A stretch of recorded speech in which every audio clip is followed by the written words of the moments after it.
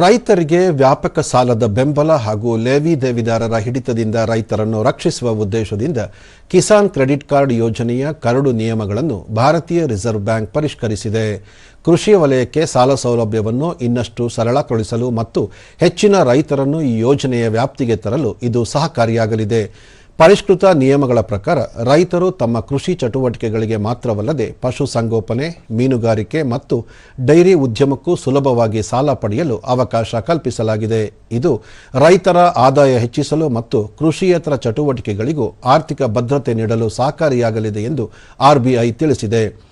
ಬ್ಯಾಂಕುಗಳು ಸಾಲ ನೀಡುವ ಪ್ರಕ್ರಿಯೆಯನ್ನು ಇನ್ನಷ್ಟು ಪಾರದರ್ಶಕಗೊಳಿಸಬೇಕು ಮತ್ತು ಅರ್ಹ ರೈತರಿಗೆ ವಿಳಂಬವಿಲ್ಲದೆ ಕಾರ್ಡ್ಗಳನ್ನು ವಿತರಿಸಬೇಕು ಎಂದು ಆರ್ಬಿಐ ಸೂಚಿಸಿದೆ. ಡಿಜಿಟಲ್ ತಂತ್ರಜ್ಞಾನ ಬಳಸಿಕೊಂಡು ಕೆಸಿಸಿ ವಿತರಣೆಯನ್ನು ವೇಗಗೊಳಿಸಲು ಮತ್ತು ಸಣ್ಣ ಮತ್ತು ಅತಿಸಣ್ಣ ರೈತರಿಗೆ ಆದ್ಯತೆ ನೀಡಲು ಈ ಹೊಸ ಮಾರ್ಗಸೂಚಿಗಳಲ್ಲಿ ಒತ್ತು ನೀಡಲಾಗಿದೆ.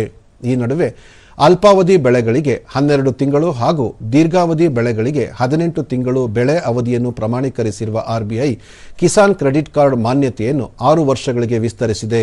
ಈ ಕರಡಿನ ಕುರಿತು ಬರುವ ಮಾರ್ಚ್ 6 ರೊಳಗೆ ಪ್ರತಿಕ್ರಿಯೆ ಸಲ್ಲಿಸಬಹುದು ಎಂದು ಆರ್ಬಿಐ ತಿಳಿಸಿದೆ.